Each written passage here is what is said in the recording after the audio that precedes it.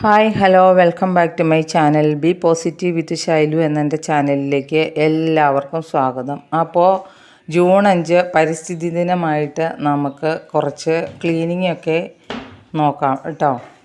അപ്പോൾ അടുക്കളയിൽ എളുപ്പത്തിന് വേണ്ടിയിട്ട് ഇങ്ങനെ അങ്ങോട്ട് ഇട്ടേക്കും. ഒരു മൂലയിൽ ഒരു ബക്കറ്റ് വെച്ചിട്ടുണ്ട് കാര്യം പറഞ്ഞാൽ. അപ്പോൾ വേസ്റ്റ് ബക്കറ്റിൽ എന്തോ എടുക്കാൻ വേണ്ടിയിട്ട് അതവിടെ കമത്തിയിട്ടിട്ട് എടുത്തതാണ് കേട്ടോ. അപ്പം നമുക്ക് പ്ലാസ്റ്റിക് മാലിന്യങ്ങൾ വച്ചേക്കുന്നത് എടുത്ത് നമുക്ക് കുടുംബശ്രീയുടെ അതായത് മുനിസിപ്പാലിറ്റിയിൽ നിന്ന് ഹരിതകർമ്മസേന വന്ന് എടുത്തുകൊണ്ട് പോവും. എല്ലാ മാസവും 2-ാം തീയതി അവർ വന്ന് കൃത്യമായിട്ട് അത് കൊണ്ടുപോകും. നമ്മൾ 60 രൂപ ഒരു ചാക്കിന് കൊടുത്താൽ മതി. 2 ചാക്കുണ്ടെങ്കിൽ 120 രൂപ കൊടുക്കണം. അങ്ങനെ ചാക്ക് ഒന്നിന് 60 രൂപ വെച്ച് കൊടുക്കണം കേട്ടോ. ചില ദിവസങ്ങളിലൊക്കെ ചില മാസങ്ങളിൽ അവർ തുണി വേസ്റ്റ്, അതുപോലെ കുട, ചില്ല് വേസ്റ്റ്, പിന്നെ ചെരുപ്പ് അങ്ങനെയുള്ളതൊക്കെ അവർ ഓരോ മാസം വരുമ്പോൾ അത് എടുക്കുന്നതെന്ന് പറയും. അപ്പം നമ്മളത് നേരത്തെ തന്നെ അത് കളക്ട് ചെയ്ത് വെക്കണം കേട്ടോ. അപ്പം നമുക്കിത് വച്ചേക്കുന്ന ചാക്കിലേക്ക് കൊണ്ടുവന്ന് ഇട്ട് കൊടുക്കാം കേട്ടോ. അപ്പോൾ ഇത് പരിശീലനത്തിന് മാത്രം നമ്മളിത് ചെയ്താൽ പോരാ. ഞാൻ തരം തിരിച്ച് ഒരു ചാക്കിൽ പ്ലാസ്റ്റിക്കും, അതുപോലെ ഒരു ചാക്കിൽ ഇരുമ്പ്, ഇരുമ്പ്, അലുമിനിയം, അതുപോലെ ചില്ല് ഒക്കെ വേറൊരു ബക്കറ്റിൽ മൂടി ഇട്ട് വെച്ചിട്ടുണ്ട്. അങ്ങനെ തരം തിരിച്ച് നമ്മൾ അപ്പം ഉണ്ടാകുന്ന വേസ്റ്റുകൾ വെച്ച് കഴിഞ്ഞാൽ നമുക്ക് കൊടുക്കാൻ എളുപ്പമുണ്ട് കേട്ടോ. ഈ പ്ലാസ്റ്റിക്കും അതുപോലെ ഇരുമ്പൊക്കെ ആക്രിക്കടയിൽ കൊണ്ടുപോയി കൊടുക്കും.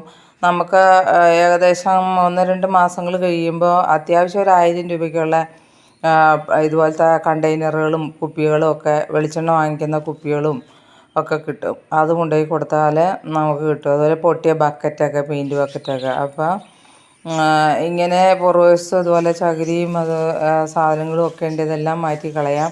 ഇങ്ങനെ ഓരോ ബക്കറ്റ്, പെയിൻറ്റ് ബക്കറ്റ് വെച്ചിട്ട് ഓരോന്ന് തിരിച്ച് ഇങ്ങനെ ഇട്ടേക്കുവാണ് കേട്ടോ. അങ്ങനെ നമ്മൾ ചെയ്ത് കഴിഞ്ഞാൽ നമുക്ക് നല്ല എളുപ്പമുണ്ട്. ഇത് അടുക്കളയിൽ നിന്ന് വെളിച്ചെണ്ണ കുപ്പി പുറത്തേക്ക് ഇട്ടതാണ് കേട്ടോ. അല്ലാതെ വീടിന് ചുറ്റും അങ്ങനെ വലിച്ചെറിയുന്ന സ്വഭാവവും ഇല്ല. കാരണം അതിൽ നടന്നു പോകുമ്പോൾ നമ്മൾ കൃത്യമായിട്ട് അത് ആ പാത്രത്തിൽ കൊണ്ടുപോയി ഇട്ടോളും. അടുക്കളയിൽ തന്നെ വെച്ചേർന്നാൽ അതൊരു ശല്യമായിരിക്കില്ല. അപ്പോൾ ഇവിടെയൊക്കെ ഒന്ന് ക്ലീൻ ചെയ്യണം. പിന്നെ ചില്ലിൻ്റെ പുറത്ത് കൊണ്ടുപോയി ഇങ്ങനെ ഒരു മൂടിയുള്ള പാത്രത്തിൽ വെച്ചേക്കുക. വെള്ളമൊക്കെ നിറഞ്ഞു കഴിഞ്ഞാൽ അത് കൊതുക് വരുമല്ലോ, അത് കാരണം. അപ്പോൾ ചില്ലെടുക്കുന്ന ദിവസങ്ങളിൽ ചില്ലും കൊടുക്കും കേട്ടോ. അപ്പോൾ നമുക്ക് 2 തൈകളും നടാം കേട്ടോ. ഒരു തൈ നടാം നമുക്ക് വേണ്ടി, ഒരു തൈ നടാം കിളികൾക്ക് വേണ്ടി, അല്ലേ? അപ്പോൾ വഴുതന തൈ ഇങ്ങനെ അവിടെ വേസ്റ്റ് വെള്ളം ഒഴിച്ചിട്ട് ഉണ്ടായതാട്ടോ. മുളക് തൈയും ഉണ്ടായിട്ടുണ്ട്. അപ്പോൾ ഞാൻ ആലോചിക്കുകയാണ് അത് പറിച്ച് നടണോ വേണ്ടോ എന്നിങ്ങനെ ആലോചിച്ചപ്പോൾ എനിക്ക് തോന്നി അതിനവിടെ ഗ്യാപ്പുണ്ട്, അതവിടെ നിൽക്കട്ടെ എന്ന് വിചാരിച്ചു. അപ്പോൾ 2 വഴുതന തൈ ഞാൻ പറിച്ചു. പിന്നെ ഒരു വലിയ വഴുതന അവിടെ നിൽക്കണ്ട, അതും പറിക്കണമെന്ന് ആലോചിച്ചപ്പോൾ അത് വേണ്ടാന്ന് വിചാരിച്ചു. അതിൻ്റെ ചുവട്ടിൽ കുറച്ച് മണ്ണ് വെട്ടിയിട്ടാൽ മതി. വഴുതനങ്ങ ഇഷ്ടം പോലെ ഇവിടെ ഉണ്ടാവും കേട്ടോ. വഴുതനങ്ങ വലിയ ഇഷ്ടമൊന്നുമില്ല, എന്നാലും നടാമെന്ന് വിചാരിച്ചു. നട്ടാൽ നല്ലതാണല്ലോ. അതുപോലെ ചാമ്പയിലൊക്കെ ഇഷ്ടം പോലെ ചാമ്പങ്ങയൊക്കെ ഉണ്ടാവാറുണ്ട്. അത് മുഴുവനൊന്നും പറിച്ചെടുക്കാറില്ല. അതൊക്കെ കിളികൾ കൊത്തി തിന്നോളും. നല്ല രസമാണ്. പലതരം കിളികൾ വരും, അങ്ങനത്തെ സാധനങ്ങൾ, മൾബറി പഴം തിന്നാനും ഒക്കെ ആയിട്ട്. അപ്പോൾ അത് നമുക്ക് കാണാമല്ലോ. അതുപോലെ തൊപ്പിക്കണ്ണയ്ക്ക സ്ഥിരമായിട്ട് ഇവിടെ കൂട് കൂട്ടുന്നുണ്ട് കേട്ടോ. അതിൻ്റെ കൂടാണ് ഞാൻ ഒരിക്കൽ കാണിച്ചു തന്നത്. അപ്പോൾ നമുക്ക് ഈ വഴുതന നട്ടു കൊടുക്കാം. മുറ്റത്ത് തന്നെ പുറവശത്ത് പുല്ലൊക്കെ മുളച്ച് തുടങ്ങി. ഈ മഴയായി കഴിഞ്ഞാൽ ഭയങ്കര പാടാണ്. ഈ മെറ്റിൽ പുറവശത്ത് ഇട്ടത് നടക്കാനായിട്ട് വേണ്ടിയിട്ടാട്ടോ. രാവിലെ മെറ്റിലിൽ കൂടെ നടന്നു കഴിഞ്ഞാൽ നമ്മുടെ കാലിന്, നമ്മുടെ ശരീരത്തിന് മൊത്തം ബ്ലഡ് സർക്കുലേഷനൊക്കെ നന്നായിട്ട് കിട്ടും കേട്ടോ. റഫായിട്ടുള്ള സ്ഥലത്തോടെ ചെരുപ്പിടാതെ നടക്കുമ്പോൾ. അതിന് വേണ്ടിയാണ് ഒരു സൈഡിൽ മിറ്റിലിട്ടത്. അതിപ്പോൾ വിനയായി തീർന്നു. അവിടെ പുല്ല് മുളയ്ക്കുക. പറഞ്ഞിട്ട് കാര്യമില്ല, കരിങ്കല്ലിലായാലും പുല്ല് മുളയ്ക്കും കേട്ടോ. അപ്പോൾ നമുക്ക് ഈ വഴുതനത്തൈ നട്ടു കൊടുക്കാം. നട്ടാൽ നനയ്ക്കണം എന്നാണല്ലോ പറയുന്നത്. അപ്പോൾ അത് നനച്ചും കൊടുക്കാം കേട്ടോ. അപ്പോഴാണ് അവിടെ ഒരു മടക്കല ഇരിക്കുന്നത് കണ്ടത്. അപ്പോൾ അതും വേസ്റ്റാണല്ലോ, അതും മാറ്റി അത് കത്തിക്കാനായിട്ട് ഓല കത്തിക്കാൻ എടുക്കാമല്ലോ. ഞാൻ വിറകടുപ്പിലാണ് അരിയൊക്കെ ഇടുന്നത്. അപ്പോൾ അതിൻ്റെ ആവശ്യമുണ്ടല്ലോ. അപ്പോൾ ഇനി ഇതിന് വെള്ളം ഒഴിച്ചു കൊടുത്തിട്ട് അവിടെ കുറച്ച് ഓർക്കിഡ് നിൽക്കുന്നുണ്ട്. ആ ഓർക്കിഡ് ഞാൻ നോക്കിയപ്പോൾ കരിഞ്ഞ് നിൽക്കുകയാണ്. അപ്പോൾ ഹസ്ബൻഡിന് 2 ദിവസമായിട്ട് പനിയാണ്. അപ്പോൾ പുള്ളി അതിന് വെള്ളമൊന്നും ഒഴിച്ചിട്ടുണ്ടായിരുന്നില്ല. അതുകൊണ്ടൊന്ന് കരിച്ചിലുണ്ടായി. അപ്പോൾ അതിലും വെള്ളം ഒഴിച്ചു കൊടുക്കാം.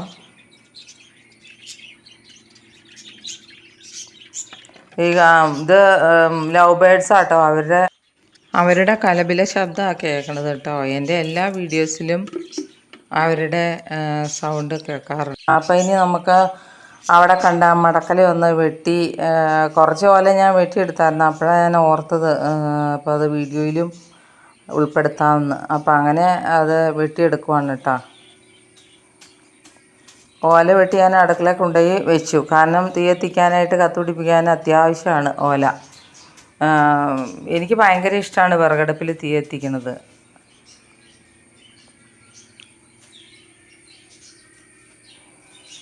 അപ്പോൾ അങ്ങനെ ഓരോന്നായിട്ട് വെട്ടിയെടുത്തു കേട്ടോ. ഇനി ഞാൻ ഇതിൻ്റെ കട മാത്രം വെട്ടിക്കളയും, എന്നിട്ട് അത് തോട്ടിയായിട്ട് ഉപയോഗിക്കും കേട്ടോ. അതാണ് അങ്ങനെ നീട്ടി എടുത്തേക്കണത്, വെട്ടി കളയാത്തത്. അതിൻ്റെ തുമ്പ് മാത്രം വെട്ടിക്കളഞ്ഞ് കടയും വെട്ടിക്കളഞ്ഞിട്ട് അതൊന്ന് ചീമ്പി കളഞ്ഞെടുത്താൽ നമുക്ക് തോട്ടിയായിട്ട് ഉപയോഗിക്കാം. മാങ്ങ പറിക്കാനും അതുപോലെ ചാമ്പങ്ങ പറിക്കാനും ഒക്കെ ആയിട്ട് ഉപയോഗിക്കാം. അപ്പോൾ എപ്പോഴും ഒരു തോട്ടി ഇവിടെ കസ്റ്റഡിയിലുണ്ടാവും. ഇനി നല്ല വിലയുള്ള തോട്ടി കിട്ടും നമുക്ക്. 1000-1500 രൂപ കൊടുത്തു കഴിഞ്ഞാൽ അത് നീട്ടുകയും ചെയ്യാം, കുറുക്കുകയും ചെയ്യാം. അതിൻ്റെ കടയ്ക്ക് നമുക്ക് ഇലക്ട്രിക് ലൈനിൽ മുട്ടിയ ഷോക്ക് അടിക്കാതെയുള്ള പ്ലാസ്റ്റിക് കവറിങ്ങും ഒക്കെ ഉള്ള തോട്ടി വാങ്ങാൻ കിട്ടും. അത് ഇനി വാങ്ങണം എന്ന് ഓർത്തുകൊണ്ടിരിക്കുക. ഇപ്പോൾ ഒരുപാട് പേര് മഴക്കാലത്തൊക്കെ ചക്ക പറിക്കുമ്പോഴും ജാതിക്ക പറിക്കുമ്പോഴും ഒക്കെ ഷോക്ക് അടിച്ച് മരിക്കാറുണ്ട്. അപ്പോൾ അത് ഒഴിവാകും അങ്ങനത്തെ തോട്ടികൾ നമ്മൾ യൂസ് ചെയ്ത് കഴിഞ്ഞാൽ. അപ്പോൾ ഇനി നമുക്ക് അടുത്ത ജോലിയിലേക്ക് പോകാം. വെട്ടിക്കഴിഞ്ഞു. ഇനി അതിൻ്റെ വലിയ കമ്പവിടെ തോട്ടിക്കായിട്ട് വെച്ചു. മുൻവശത്തു നിന്ന് ആരോ വിളിച്ച പോലെ തോന്നിയിട്ടോ, അതാണ് ഞാൻ നോക്കിയത്. അപ്പോൾ ഒന്ന് പോയി നോക്കട്ടെ. അപ്പോൾ എല്ലാവരും പരിസ്ഥിതി ദിനമൊക്കെ ആഘോഷിച്ചില്ലേ? എല്ലാം വൃത്തിയാക്കലും അതുപോലെ ചെടികൾ നടലും ഒക്കെ നടത്തിയില്ലേ? അപ്പോൾ നമുക്ക് ഒരുമിച്ച് മുന്നേറാം കേട്ടോ. അപ്പോൾ ഈ കാറ്റത്ത് മറിഞ്ഞാടി ഒരു മുരിങ്ങയുടെ കൊമ്പ് ഞാൻ ഈ പരിസ്ഥിതി ദിനം തന്നെ ഒന്ന് കുഴിച്ചിടാമെന്ന് വിചാരിച്ചു. അപ്പോൾ അവനവൻ്റെ മാലിന്യം അവനവൻ്റെ ഉത്തരവാദിത്തം കേട്ടോ. നമ്മുടെ വീട്ടിലുണ്ടാകുന്ന വേസ്റ്റെല്ലാം ഇങ്ങനെ തരം തിരിച്ചു വച്ച് ഹരിത കർമ്മസേന വരുമ്പോൾ അവരെ ഏൽപ്പിച്ച് കഴിഞ്ഞാൽ അതിൻ്റെ ഡീകമ്പോസിഷനും മറ്റും അവർ ഉത്തരവാദിത്തപ്പെട്ടവരെ ഏൽപ്പിച്ച് അങ്ങനെ നടത്തിക്കോളും.